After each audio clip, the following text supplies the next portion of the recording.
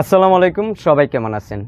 আপনি কিভাবে কোড দিয়ে হোয়াটসঅ্যাপ চ্যাট লুকিয়ে রাখবেন এই ভিডিওতে আমি দেখাবো। তাই ভিডিওটি সম্পূর্ণ দেখবেন।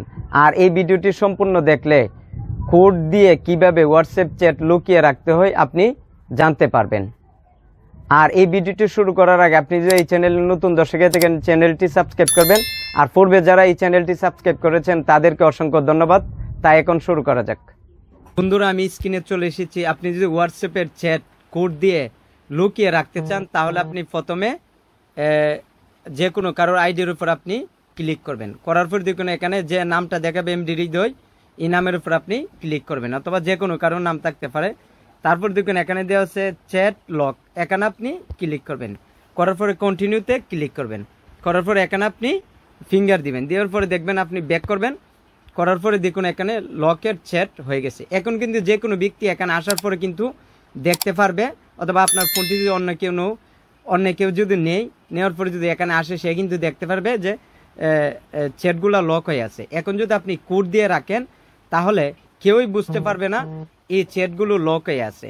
এখন আপনি কি করবেন, লকের চ্যাট এখানে আপনি ক্লিক করবেন।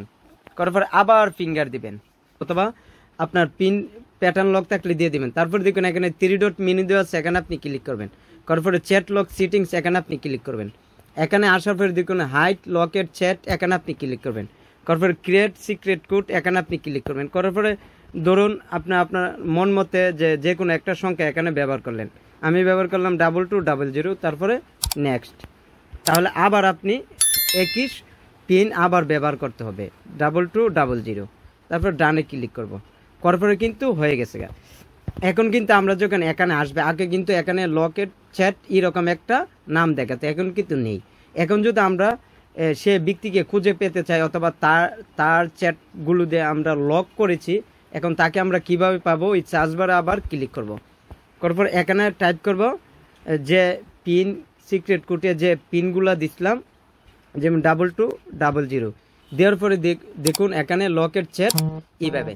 এখন আপনি এখানে কোন কোড ব্যবহার করেছেন অন্য কেউ কিন্তু জানতে পারবে না। আপনি যে কোডগুলো ব্যবহার করেন আপনি শুধু জানতে পারবেন।